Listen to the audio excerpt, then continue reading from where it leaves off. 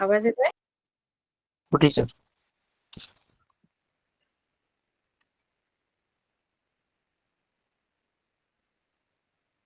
आवाज येतोय का माझा? Yes ma'am.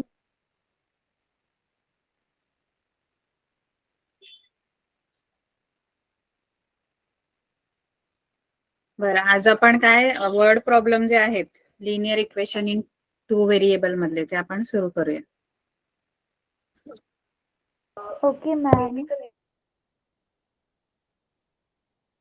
तुम्ही ती गणिते सोडवलीत का? त्या येस एक्सरसाइज मॅम. मधली? टीचर मी मागच्या लेक्चरला नव्हता. बरं. मग तुम्ही जेव्हा ऍबसेंट असता तेव्हा ऐकता की नाही लेक्चर?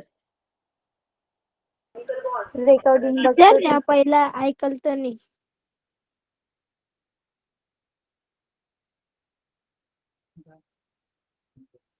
हा. आता आपल्याला ना शाब्दिक उदाहरणं आहेत आणि ती शाब्दिक उदाहरणं आपल्याला सोडवायची आहेत. लिनियर इक्वेशन इन 2 व्हेरिएबल म्हणजे 2 चलातील रेषीय समीकरण किंवा एक सामायिक समीकरण.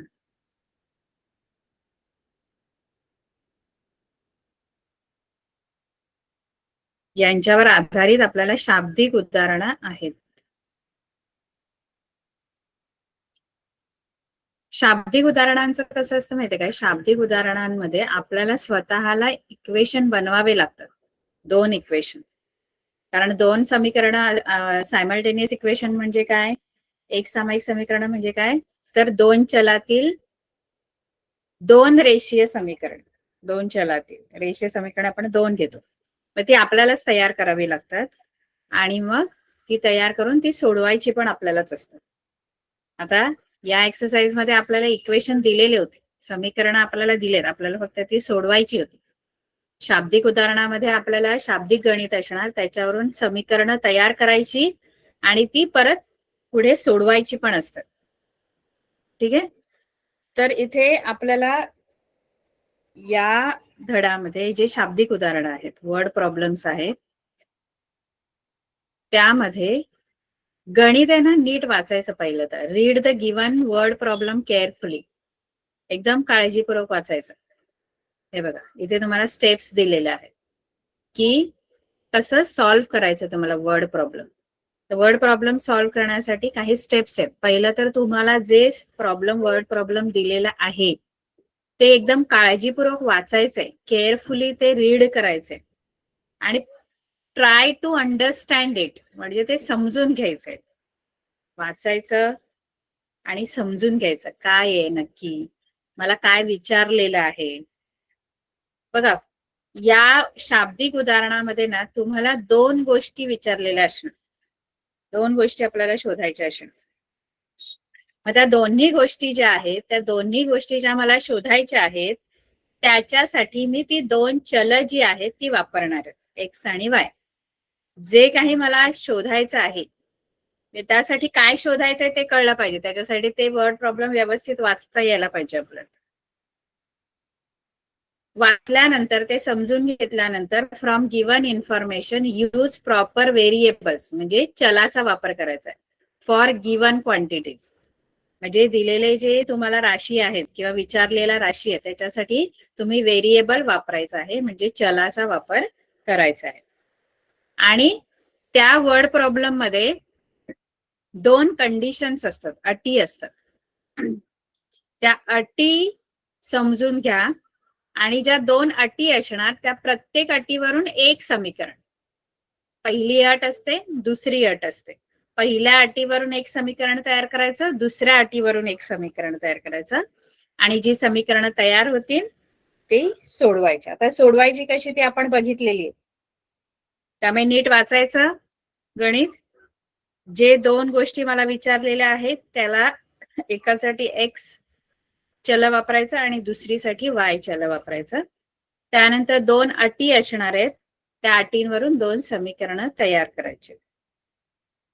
कळलं सर्वांना? Yes ma'am. कंडिशन्स कळल्या पाहिजे, अटी कळल्या पाहिजे.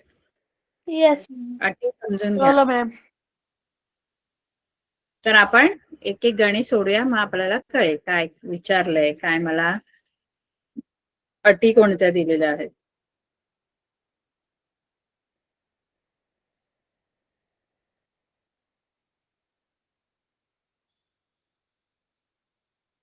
हे बघा 5.2 आहे. आता इथे कसं आहे, पहिलं गणित आपण घेऊया. तर पहिलं गणित जे आहे ते कसं दिलेलं आहे, इन अन एनवेलप, म्हणजे एका एनवेलप मध्ये there are some 5 rupee notes. Some म्हणजे काहीतरी, किती म्हणजे किती त्या माहित नाही, काहीतरी 5 रुपयाच्या नोटी आहेत. Some 5 rupee notes are there and some 10 rupee note 5 रुपयाच्या आहेत आणि काही नोटा 10 रुपयाच्या आहेत. 5 रुपयाच्या काही नोटा आहेत, 10 रुपयाच्या काही नोटा आहेत. काही किती त्या माहित नाही, काही 5 रुपयाच्या काही नोटा, 10 रुपयाच्या काही नोटा. त्यानंतर त्याने असं दिलंय, total amount of these notes, total amount of these notes together is 350 rupees. म्हणजे काय, total amount of these notes is 350 rupees. म्हणजे काय, म्हणजे 5 रुपयाच्या नोटा किती आणि 10 रुपयाच्या नोटा किती, कुल मिळून 350 आहे. तर आपल्याला फाइंड करणं आहे, तर 5 रुपयाच्या नोटा किती आहे आणि 10 रुपयाच्या नोटा किती आहे. हा म्हणजे टोटल अमाउंट ऑफ नोट्स 350 म्हणजे काय, की एकूण जी ती रक्कम मिळते आपल्याला त्या काही 5 रुपये आणि 10 रुपयाच्या नोटांची एकूण जी अमाऊंट मिळते ती 350 रुपीज आहे. म्हणजे 350 रुपये टोटल त्या इन्व्हेलप मध्ये आहे. 350 रुपये इन्व्हेलप मध्ये आहेत, त्याच्यात काही 5 रुपयाच्या नोट आहेत, काही 10 रुपयाच्या नोट. त्यानंतर काय दिले त्यांनी, की number of 5 rupee notes are less by 10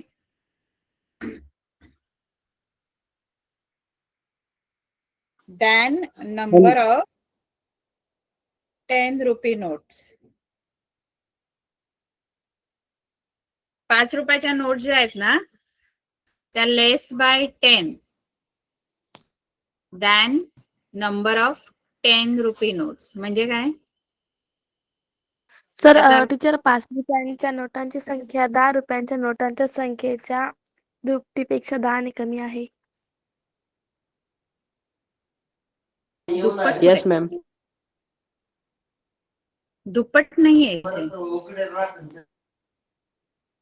फक्त एवढंच दिलंय की नंबर ऑफ 5 रुपी नोट्स, म्हणजे 5 रुपयाच्या ज्या नोट्स आहेत त्या लेस आहेत. लेस म्हणजे कमी आहेत. कितीने कमी आहेत, 10 ने कमी आहेत. Than number of 10 rupee note. 10 RuPay नोटच्या 10 ऐका, 5 रुपयाच्या नोटांची संख्या जी आहे ना, आता कितीतरी 5 रुपयाच्या नोट आहेत, कितीतरी 10 रुपयाच्या नोट आहेत. मग त्यांच्यामधला काहीतरी संबंध दिलाय की 5 रुपयाच्या ज्या नोटा आहेत ना, त्या 10 ने कमी आहेत 10 रुपयाच्या नोटांपेक्षा. म्हणजे 10 रुपयाच्या नोटा जर 20 असतील ना, तर 5 रुपयाच्या नोटा किती असणार, 10 रुपयाच्या जर 20 नोटा असतील तर 5 रुपयाच्या किती असणार. बघा, काही 5 रुपयाच्या नोटा नाही, काही 5 रुपयाच्या नोटा आहेत, काही 10 रुपयाच्या नोटा आहेत. 5 रुपयाच्या नोटा या 10 रुपयाच्या नोटांपेक्षा कमी आहेत. Number of 5 rupee notes are less. Less म्हणजे कमी आहेत. 5 रुपयाच्या नोटा कितीने कमी आहेत, 10 ने कमी आहेत. नंबर त्यांचा, नंबर नोटांचा नंबर, नोटांची संख्या, 5 रुपयाच्या नोटांची संख्या ही 10 ने कमी आहे 10 रुपयाच्या नोटांपेक्षा. म्हणजे 10 रुपयाच्या नोटा जर 30 असतील, समजा 10 रुपयाच्या नोटा 30, तर 5 रुपयाच्या नोटा किती आहेत,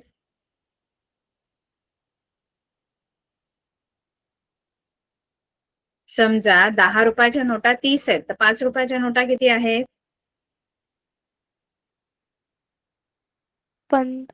20 आहेत. बघा ना, नाही 20. 5 रुपयाच्या नोटा 10ने कमी आहेत. 10 रुपयाच्या नोटांपेक्षा 10 रुपयाच्या नोटांची जी संख्या आहे ना त्याच्यापेक्षा 10 नोटा 5 रुपयाच्या कमी आहेत. दोन्हीचा नंबर सेम नाहीये. 5 रुपयाच्या नोटा कमी आहेत. 10 नोटा कमी आहेत 5 रुपयाच्या 10च्या नोटांपेक्षा. नाही कळलं? 10 रुपयाच्या नोटा जर 10 रुपयाच्या नोटा जर 30 असतील तर 5 रुपयाच्या नोटा किती असणार? 20. 20 असणार आहे. आता किती आहेत ते आपल्याला शोधायचंय. तुम्हाला मराठीच्या पुस्तकात काय दिलंय ही अट? माझ्यामध्ये ना ह्याच्यात काहीतरी चुकीचं आहे इंग्लिश मिडियमच्या की मराठी मिडियमच्या पुस्तकामध्ये. या अटीमध्ये मराठीच्या मध्ये काय आहे बरं जरा सांगतो. टीचर मराठी पुन्हा कसं सांगू का एकदा पुन्हा? टीचर ही पुन्हा अट प्रश्न जी आहे ना दुसरी. हा प्रश्न बोला.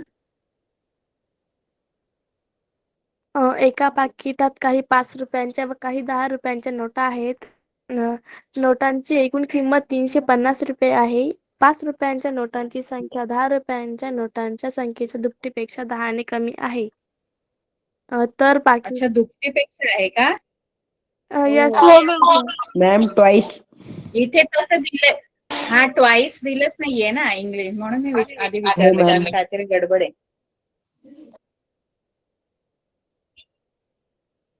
इथे ना लेस बाय 10 दॅन द ट्वाइस. इथे ट्वाइस द नंबर ऑफ 10 रुपये नोट असं असायला पाहिजे. म्हणजे 5 रुपयाच्या नोटा या 10च्या नोटांच्या दुपटीपेक्षा 10ने कमी आहेत. 10 रुपयाच्या नोटांच्या दुपटीपेक्षा 10ने कमी आहेत. इथे ट्वाइस हा नंबर ट्वाइस असं दिलंच नाहीये. मग आपण कसं इक्वेशन बनवणार बघा. आणि आपल्याला काय शोधायचंय? Find the number of 5 rupee and 10 rupee note. बघा ह्या पूर्ण एक्सरसाइज मध्ये ना पहिलं आणि दुसरं गणितच कठीण आहे. बाकी सगळे गणितच होती म्हणजे समजायला. बाकी तर कळल्यानंतर सोपे. आपल्याला विचारलंय की 5 रुपयाच्या किती नोटा आहेत आणि 10 रुपयाच्या नोटांची संख्या किती आहे. 5 रुपयाच्या नोटांची संख्या किती आहे आणि 10 रुपयाच्या नोटांची संख्या किती आहे. तर इथे एक्स आणि वाय घ्यायचं. म्हणजे आपण असं अज्युम करायचंय लेट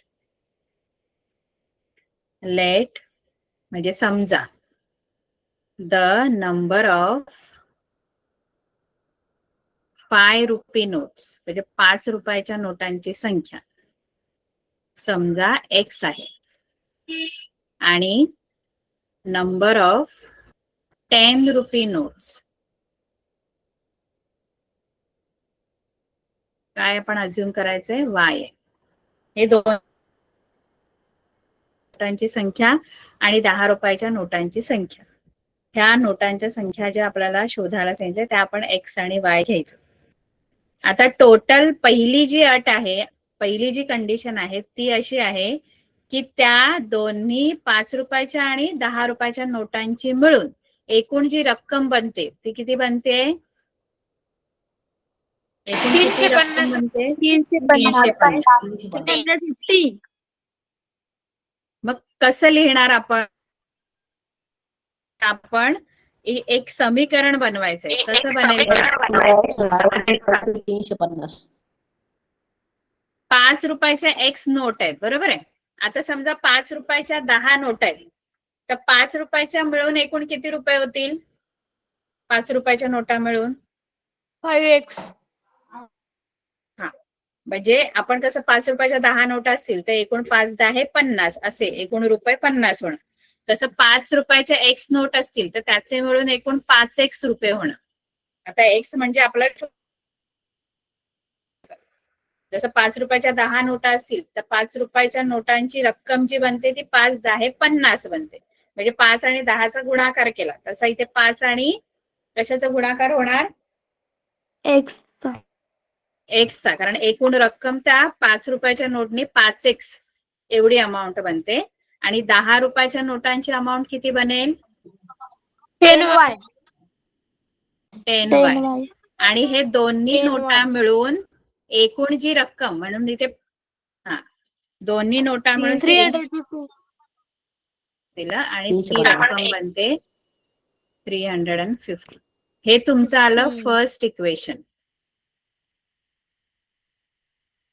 हे वरती लिहायचं बाय फर्स्ट कंडिशन, म्हणजे पहिल्या अटीनुसार. आता दुसरी अट मला काय दिली की 5 रुपयाच्या नोटांची संख्या. 5 रुपयाच्या नोटांची संख्या किती आहे सांगा मला.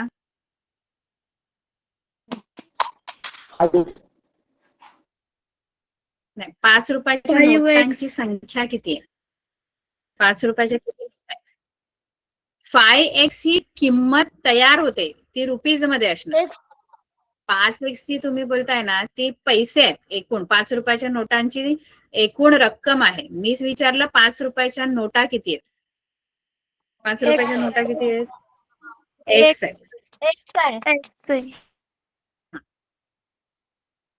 एक्स आहे. मग आपल्याला सेकंड कंडिशन काय दिली आहे, दुसरी अट, की 5 रुपयाच्या नोटांची जी संख्या आहे, म्हणजे एक्स जी आहे, एक्स 5 रुपयाच्या नोटांची संख्या, ही कशी आहे माहिती आहे का? ही बरोबर म्हणजे ती आहे, कशा बरोबर आहे तर 10. आता 10 रुपयाच्या नोटा किती आहेत? वाय. तर वायच्या म्हणजे 10 रुपयाच्या नोटांच्या दुपटीपेक्षा, म्हणजे ट्वाइस करायचं. ट्वाइस म्हणजे काय करतो? दुप्पट म्हणजे काय करतो? 2 ने गुणायचं. 2 ने गुणायचं, म्हणजे 2 गुणिले 2 वाढवायचे नाही, 2 प्लस नाही करायचे, इंटू करायचे, गुणिले होतात. दुप्पट म्हणजे गुणिले 2 होतात. हा, मग 5 रुपयाच्या नोटांची संख्या ही 10 रुपयाच्या नोटांच्या संख्येच्या दुपटीपेक्षा 10 ने कमी आहे. 10 ने कमी म्हटलं ना तर -10 करायचं, आणि जास्त म्हटलं की प्लस करायचं. म्हणजे इथे कसं आहे बघा, 5 रुपयाच्या नोटांची संख्या म्हणजे एक्स, ही 5 रुपयाच्या नोटांची संख्या कशी आहे बरं? 10 रुपयाच्या नोटांच्या संख्येच्या दुपटीपेक्षा 10 ने कमी आहे. कमी म्हणजे -10 होणं. इक्वेशन कळलं? Yes teacher. हो टीचर, हे कळलं. मी इथे बरोबरचं चिन्ह का दिलं? कारण मला असं सांगितलं की 5 रुपयाच्या नोटांची संख्या ही, the number of 5 rupee notes are किंवा इज जर आहे तर तिथे इक्वल टूचं साइन लिहा. आणि मग ती कशी आहे तर 10 रुपी नोट्सच्या ट्वाइसच्या 10 ने लेस आहे. आता हे दुसरं इक्वेशन आहे, पण हे इक्वेशन प्रॉपर नाहीये. जसं आपल्याला सॉल्व्ह करायला हवं असतं तसं आहे का? हे त्या फॉर्म मध्ये आहे का? मला सॉल्व्ह करण्यासाठी कसं इक्वेशन लागतं? X plus Y is equal to something. हा, म्हणजे एक्स आणि वाय ची पदं डावीकडे पाहिजेत, पण इथे 2y जे आहे ते उजवीकडे आहेत, मग त्यांना डावीकडे आणा. मग 2y इथे अधिक आहे, ते डावीकडे आल्यावर काय होणार? मायनस. मग x minus 2y is equal to, इकडे काय राहणार? 10. उजवीकडे -10. -10 नाही. हे तुमचं आलं सेकंड इक्वेशन. हे मला जरा सोडवून दाखवा, आपण सोडवलं तसं. आता वायचा सहगुणक सारखा करा. आठवते का? सहगुणक समान करायचा, कोइफिशियंट इक्वल करायचा, आणि वाय घालवा. वाय एलिमिनेट करा. सोडवताय ना? हो मॅम.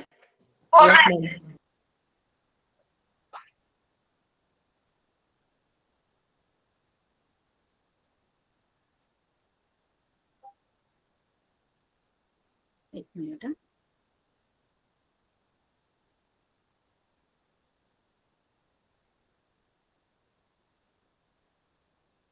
मॅम मी सोडवलं. अरे वा, सोडवलं पण. मॅम इक्वेशन सांगू कोणचं येतं? बोला. 5x minus 10y is equal to 50.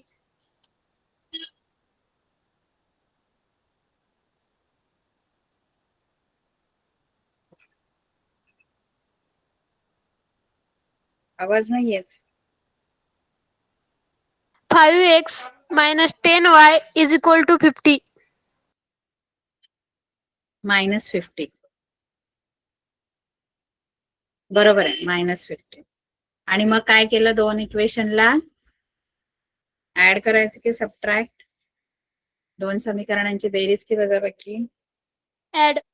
addition. बरोबर. ऍड होईल टीचर.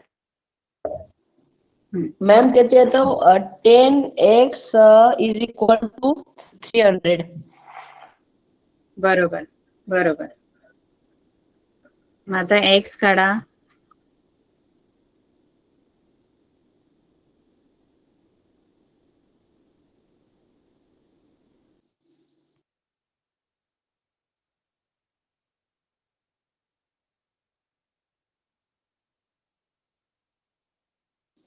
Ma'am 13x. एक्स किती आहे? मॅम 30x एक्स येतं. 30 आहे. 30x. 30. बरोबर. एक्स 30 येणार. आता ही एक्स ची व्हॅल्यू कुठल्या तरी एका इक्वेशन मध्ये टाका.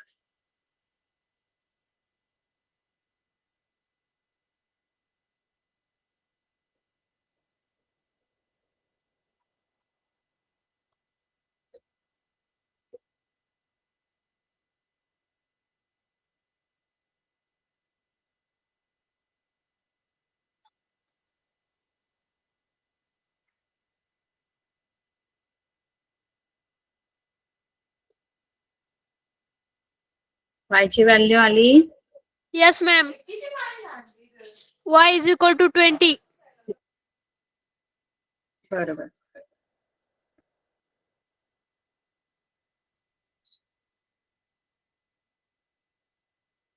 ट्वेंटी आले का? हा बरोबर आहे. 20 आले मॅम. Yes ma'am.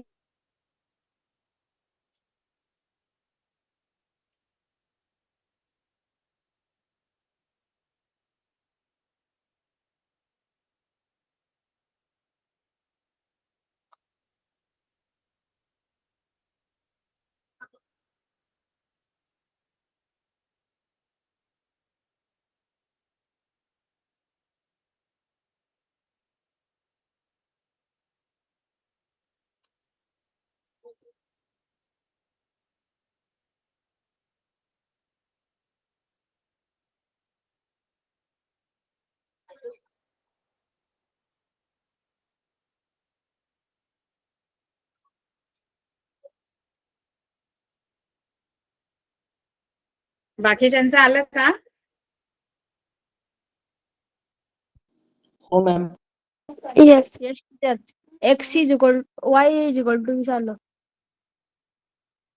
y 20 येणार आणि x 30 आला आधी, 30 येईल. है ना? x म्हणजे 5 रुपयाच्या नोटा आणि y म्हणजे 10 रुपयाच्या नोटा. मग 5 रुपयाच्या नोटा मिळून एकूण किती रुपये होणार? एकदा व्हेरीफाय करायचं आपला आन्सर बरोबर आहे का. यांचा आता 5 रुपयाच्या 30 नोटा जर आहेत, एक्स म्हणजे 5 रुपये नोट्स आहेत ना. 5 रुपयाच्या 30 नोटा तर 5 रुपयाच्या मिळून एकूण किती पैसे होणार? 150. आणि 10 रुपयाच्या 20 नोट्स, 200. 400. मॅम तुमचा आवाज रिपीट होतोय. 200 ना. 400 कसं आहे? 10 आणि 20. Equal to 350. हे मिळून होणार 350. 350. 5 रुपये नोट्स 30 आहे, त्याचे 150 झाले अमाऊंट. आणि 10 रुपये 20 नोट्स आहे, त्याचे 200 झाले अमाऊंट. आणि टोटल मिळून 350 व्हायला पाहिजे. जे आपल्याला एक अट दिली होती, ती अटीनुसार आपलं उत्तर बरोबर आहे. दुसरी पण अट चेक करू शकता, पण गरज नाही. पहिली एखादी अटच आपण चेक केली तरी खूप आहे. आन्सर आपलं बरोबर आहे की नाही हे बघण्यासाठी. ठीक आहे. Yes ma'am. दुसरं गणित बघा. इंग्लिश मीडियम जे सेमी इंग्लिश वाले तिथे ट्वाईस लिहा, कारण ते गणित चुकीचं आहे. दुसरं गणित बघा. The denominator of a fraction, म्हणजे एक अपूर्णांक आहे. फ्रॅक्शन म्हणजे अपूर्णांक. त्या आता अपूर्णांक म्हटलं तर अपूर्णांकाला एक अंश असतो. फ्रॅक्शन म्हटलं की त्याला एक न्यूमरेटर असतो आणि एक डिनॉमिनेटर असतो. अपूर्णांकाला एक अंश असतो आणि एक छेद असतो. अंश पूर्णांकाचा वरची जी संख्या असते त्याला आपण काय म्हणतो, अंश म्हणतो किंवा न्यूमरेटर म्हणतो. एखादा फ्रॅक्शन आहे, फ्रॅक्शन म्हणजे अपूर्णांक आहे, त्या अपूर्णांकामध्ये अंश असतो, म्हणजे वरती न्यूमरेटर आणि खाली डिनॉमिनेटर. अंश आणि छेद डिनॉमिनेटर असं. छेद. तर तसा बरोबर. तर इथे काय दिलंय, the denominator of a fraction म्हणजे डिनॉमिनेटर आहे इज 1. आता इथे इज आलाय, इज म्हणजे इक्वल टू लिहायचं, इज च्या जागेवर. जो डिनॉमिनेटर आहे फ्रॅक्शनचा इज 1 लेस दॅन, म्हणजे एकने कमी आहे, ट्वाइस इट्स न्यूमरेटर, म्हणजे अंशाच्या दुपटीपेक्षा. मगाशी जसं होतं तसंच आहे. आता अंश आणि छेद आहे फक्त. मगाशी 5 रुपयाच्या नोटा 10 रुपयाच्या नोटा होत्या. आता हा जो छेद आहे, डिनॉमिनेटर जो आहे तो न्यूमरेटरच्या लहान आहे, म्हणजे दुपटीपेक्षा एकने लहान आहे. छेद, अपूर्णांकाचा छेद हा अंशाच्या दुपटीपेक्षा एकने कमी आहे. कळलं? ही पहिली अट दिलेली आहे तुम्हाला. आता इफ दुसरी अट इथून चालू होते. If 1 is added to numerator and denominator respectively, म्हणजे जर आपण त्या दोघांमध्ये पण, न्यूमरेटर मध्ये पण आणि डिनॉमिनेटर मध्ये पण 1 ऍड केला, the ratio of numerator to denominator is 3:5.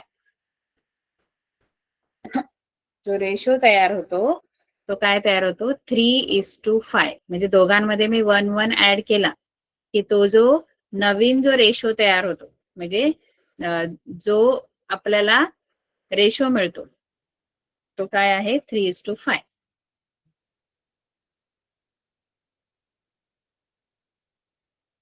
तर आता आणि आपल्याला तो अपूर्णांक शोधायचा, कोणता अपूर्णांक आहे. पण अपूर्णांकाचे 2 भाग आहेत, एक न्यूमरेटर एक डिनॉमिनेटर. मग आपण काय करायचं, एक लेट दोघांसाठी वेगवेगळा आपण व्हेरिएबल वापरायचा, कारण दोन्ही वेगवेगळे छेदले आणि ते अंश वरती लिहिला, छेद खाली लिहिला की तो अपूर्णांक बनतो. आपल्याला शोधायला सांगितलं अपूर्णांक, पण अपूर्णांक बनतो न्यूमरेटर आणि डिनॉमिनेटर. मग ते दोन्ही आपल्याला शोधावे लागते. मग त्याच्यासाठी त्या दोन्हीसाठी मी वेगवेगळे व्हेरिएबल घेते, वेगवेगळं आपण चल वापरणार आहोत. Let the numerator of fraction, म्हणजे अपूर्णांकाचा जो अंश आहे तो समजा x आहे, आणि द डिनॉमिनेटर, डिनॉमिनेटर काय मानूया, वाय. y.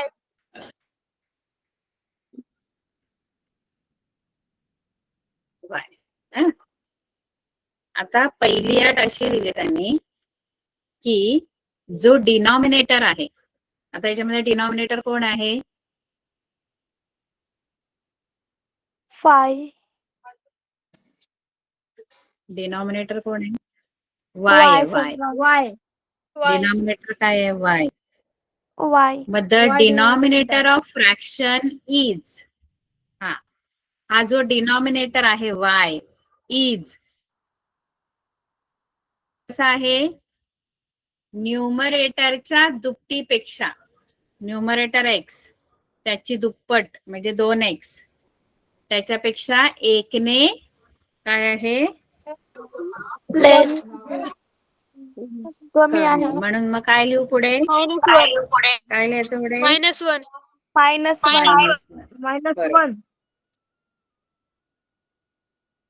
आता हे जे इक्वेशन आहे आपलं, हे थोडं आपलं इकडे तिकडे आहे, तो इकडे न्यावं लागेल. हा 2x इकडे नेल्यावर काय होईल? minus 2x. मायनस होईल. -2x. y प्लसच आहे इकडे, तो इकडेच ठेवणार आहे आपण. तो इकडेच आहे, फक्त मी आधी Minus x लिहिते, हा वजा 2x आधी आणि इज इक्वल टू -1.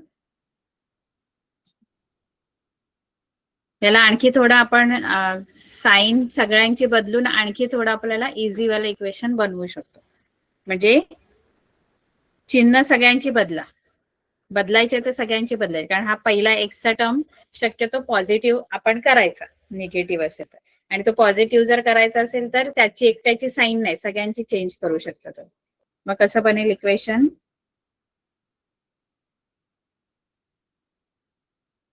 किंवा असंच राहू दे, जाऊ दे, तुम्ही कन्फ्युज नका हो, हे असंच equation. Ma'am, 2x minus y is equal to 1. बरोबर. 2x minus y is equal to 1. ते थोडं आणखी असं दिसायला चांगलं वाटतं इक्वेशन, है ना? बघा हे सेम इक्वेशन आहे.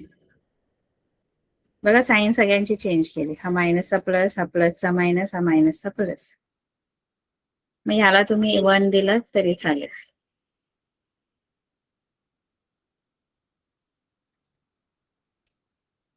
आता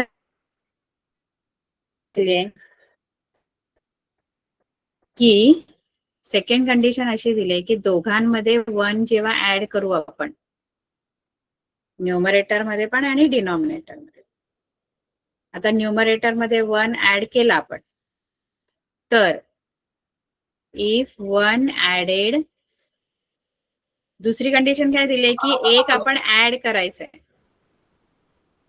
टू न्यूमरेटर अँड डिनॉमिनेटर, दोन्ही मध्ये अंश आणि छेदात एक मिळवायचा. आता अंश आणि छेदामध्ये एक मिळवल्यानंतर जो न्यूमरेटर तयार होईल तो काय तयार होईल? x + 1 X plus 1 आधीचा numerator upon y plus 1 is equal. y + 1 आणि डिनॉमिनेटर तयार X होईल plus y 1. Y plus 1. आणि हा जो रेशो तयार होतो, म्हणजे हा जो फ्रॅक्शन आहे तो तुम्हाला दिलेला आहे 3:5, म्हणजे 3/5. y + 1. आता हे तुम्हाला इझी नाहीये इक्वेशन, मग ह्याच्यासाठी आपण क्रॉस Easy, ma'am. मल्टिप्लिकेशन करावं लागेल, कारण आपल्याला हा हे असं इक्वेशन आणायचंय ना, 2x आणि y डावीकडे एकीकडे स्थिर संख्या, मग त्याच्यासाठी आधी क्रॉस मल्टिप्लाय करा, म्हणजे 5 ने याला आणि 3 ने याला. 5 ma'am cross x + 1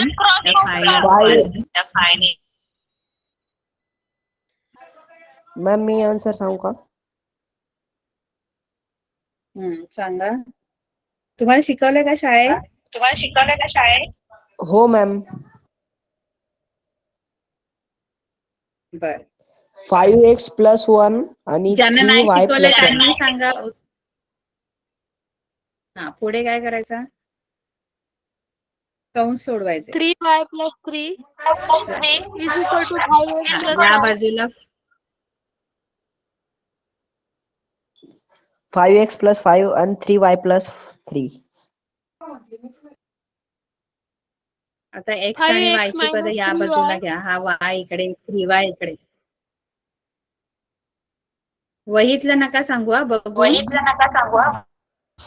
no ma'am. 5 हा minus 3y 3 y चं पद आहे ते डावीकडे, आणि इथे हा 5 आहे ना, हा इकडे नकोय मला, हा इकडे आणायचा. मायनस 5 minus मग 3. इकडे आधी 3 आहे ऑलरेडी, तो आधी 5 - 3 नाही, 3 - 5. कारण 3 जो इथे आधी आहे ना उजवीकडे, माझा आवाज रिपीट होते. कोण एकाच ठिकाणी बसलेत का दोघं जण जे ऐकतायत लेक्चर? 2 No, डिव्हाइसला ma'am. कनेक्ट केलाय का कोणी? No, ma'am.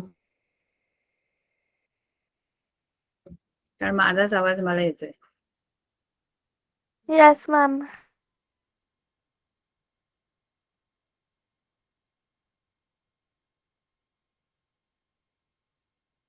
तर इथे 3 हा 3y मी इकडे आणला आणि हा 3 आधी लिहिणार आणि हा 5 इकडे आणून मायनस होणार. 5x minus 3y is equal to 3 minus 5 किती? -2. हे तुमचं झालं सेकंड इक्वेशन. आता ही 2 इक्वेशन तुम्ही सॉल्व्ह करायचे नंतर. पहिलं इक्वेशन हे आहे 2x minus y is equal to 1 आणि दुसरं आहे 5x minus 3y is equal to -2. सोडवाल नंतर आपण पुढचं गणित घेणार आहोत. कळलं हे सगळ्यांना? Yes, ma'am. Yes. Yes, कसं ma'am. केलं? हो, ma'am.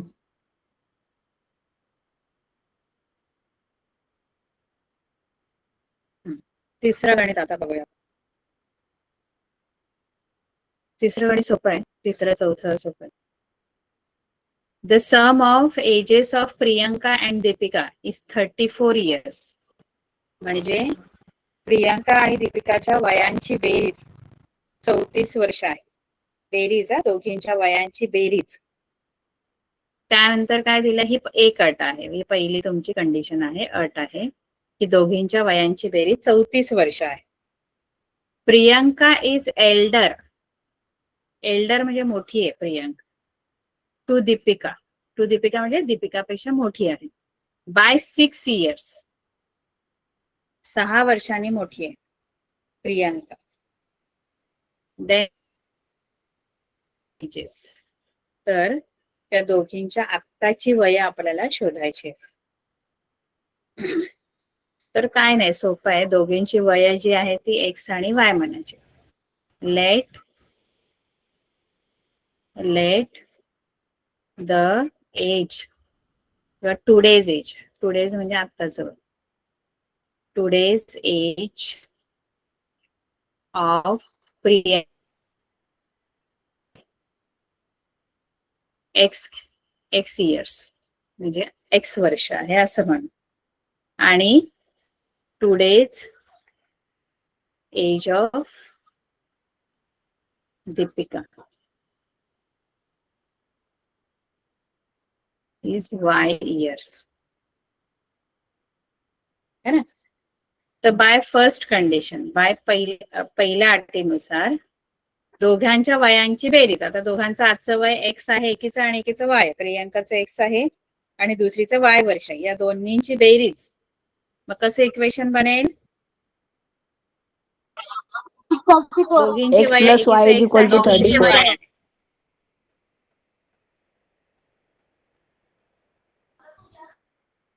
हे तुमचं फर्स्ट इक्वेशन. ठीक आहे. आता प्रियांका आहे ती मोठी आहे, दीपिकापेक्षा 6 वर्षांनी मोठी आहे.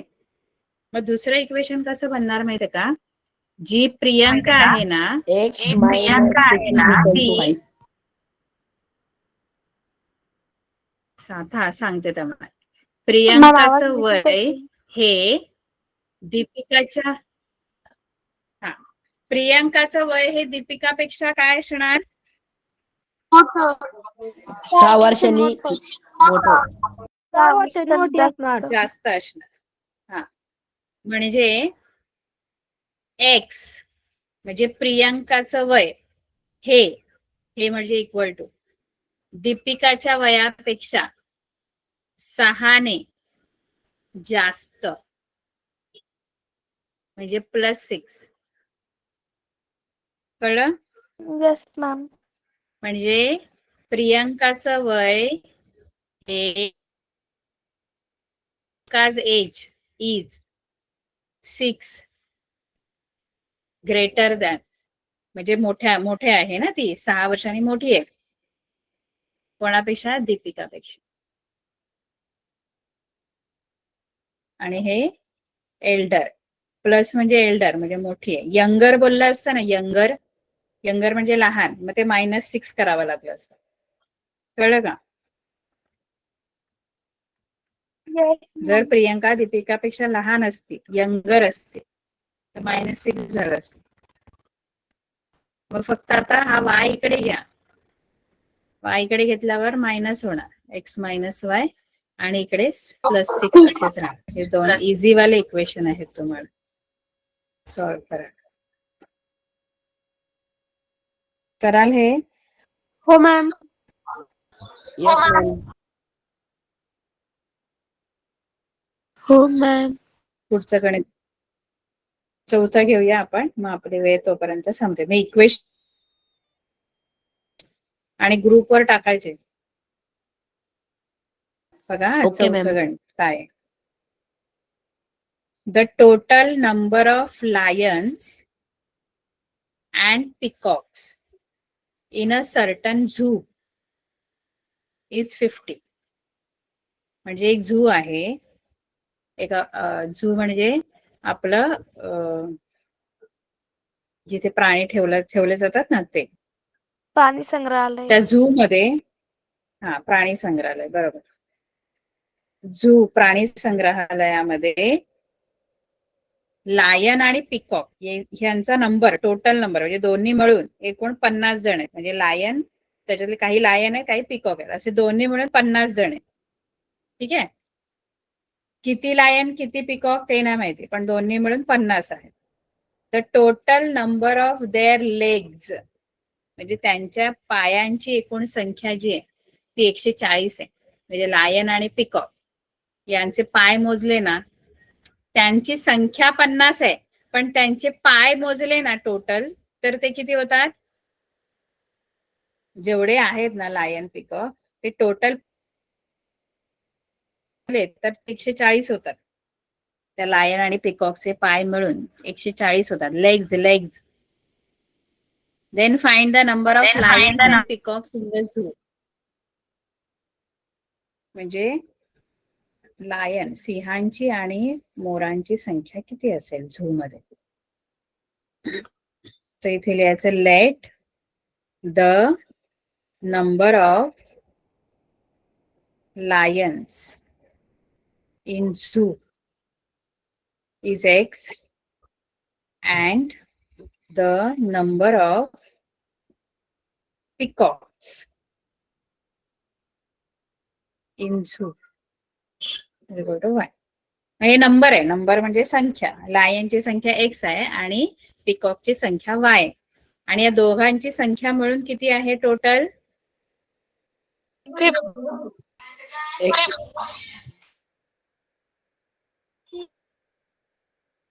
x प्लस y, म्हणजे x म्हणजे लायनचे नंबर आणि y म्हणजे पिकॉकचे नंबर इज इक्वल टू 50. 50. आता दुसरी अट काय दिली माहितीये का? त्यांची पायांची संख्या दिली. आता बघा, लायन जर बघितलं तर लायनचा नंबर x आहे, पण एका लायनला पाय किती? 4. 4 पाय एका लायनला. मग x टोटल x लायन आहे, 4x. त्यांची एकूण पाय किती होतील? 4x. 4x. समजा बघा, लायन समजा 10 आहेत, लायन 10 आहेत, तर त्यांचे एकूण पाय किती बनतील? 40 ना. म्हणजे 4 गुणिले आपण जे नंबर आहे लायनचा त्याला मल्टिप्लाय केलं. इथे नंबर लायनचा x आहे आणि मग त्याला 4 ने मल्टिप्लाय करायचं की तुम्हाला लायनच्या पायांची संख्या मिळते, है ना? 4x. Yes ma'am. By second condition. x आपले लायन आहेत, प्रत्येकाला 4 पाय पकडले तर 4 पायाप्रमाणे एक्स लायनची एकूण पायांची संख्या 4x होणार, 4x. आणि पिकॉकच्या पायांची संख्या किती होईल?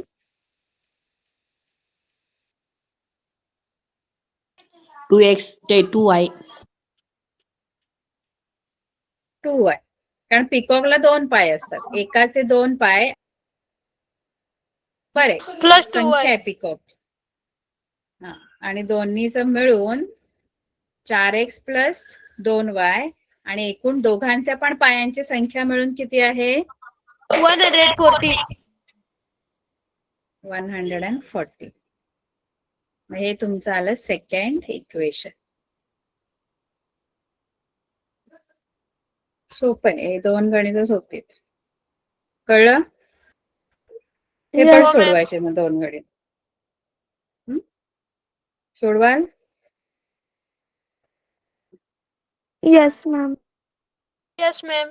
परीक्षा कधी आहे तुमची? टीचर आमची झाली. माहित नाही मॅम. February. बर. अरे भरपूर गणित आहेत आपल्याला इथे, शाब्दिक उदाहरण. मॅम 10 मराठला एक्झाम्पल. एवढीच आहे. हा. ठीक आहे, एवढी सोडवा, मग आपण पुढची बघूया नेक्स्ट लेक्चरला. ठीक आहे. Okay ma'am. Okay, ma'am. Bye.